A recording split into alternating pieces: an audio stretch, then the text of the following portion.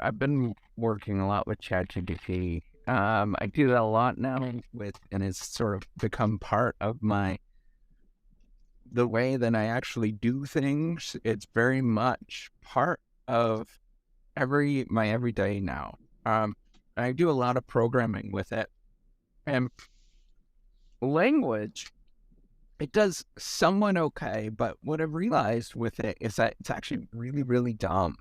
In a lot of ways, it makes some really silly mistakes that humans wouldn't necessarily make, and it's sort of getting the communication through is really challenging to tell ChatGPT like what you actually are talking about.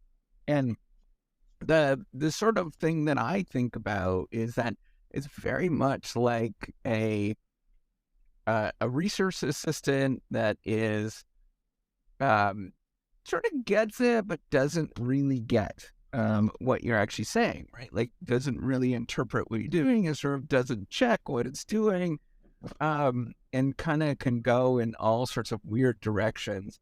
So, in my view, even though it's quite surprising in how amazing it actually is, and yes, I do think in a decade it's going to be really good, like spectacularly good. But I think we're still really far away in terms of having um, decent level of intelligence when you're actually interacting with it, because it really does not understand, um, more nuanced understanding.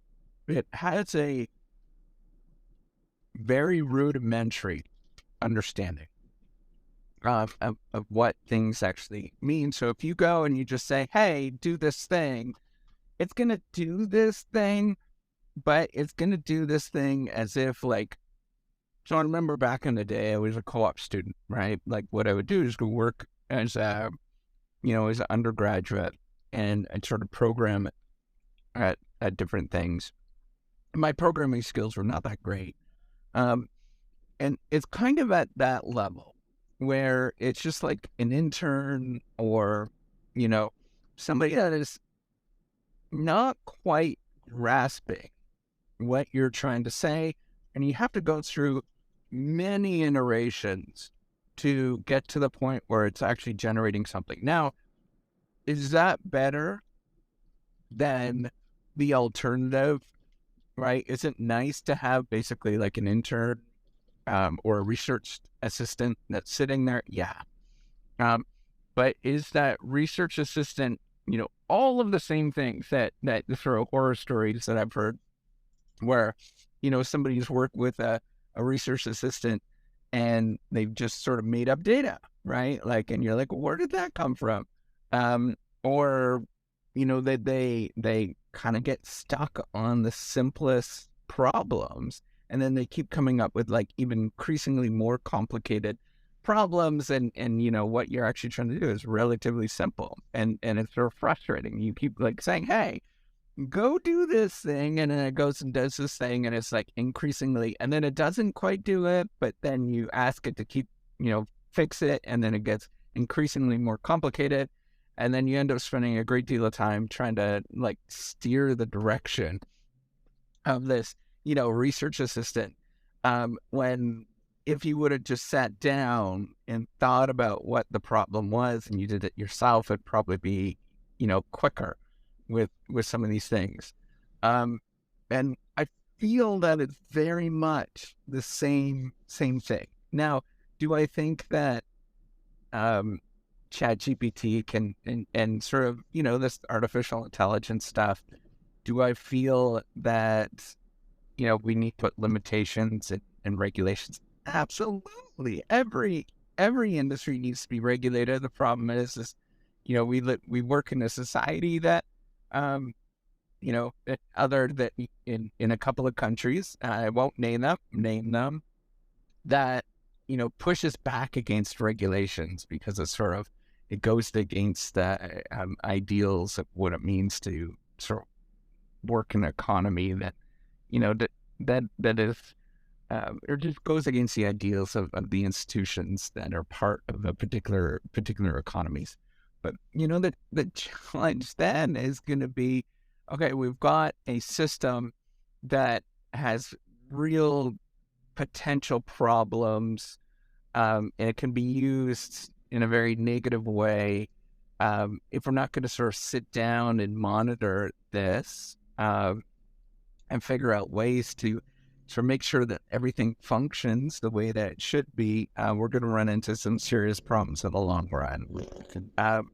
But the challenge is that if we don't implement these things at this moment, we're sort of left behind in an arms race, and are really struggling with, what this all means, the sort of long-term, aspects of artificial intelligence. But I do know it is very rudimentary at this moment. After you use it for quite an extended period of time, it does accelerate your work.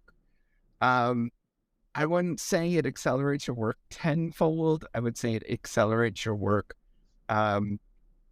maybe like doubles. Well, actually, it's probably more like a 1.5, right? Like having yourself and then, an intern that is, not that great, but it'll do.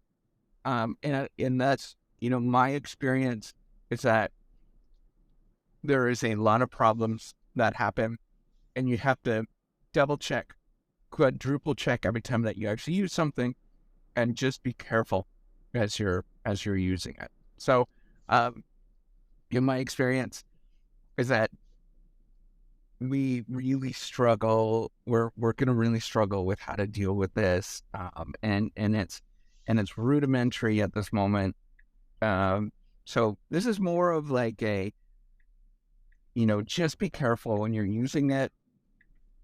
Double check and make sure everything is sort of functioning the way you think it's going to function, and try to walk through the code and things that it generates.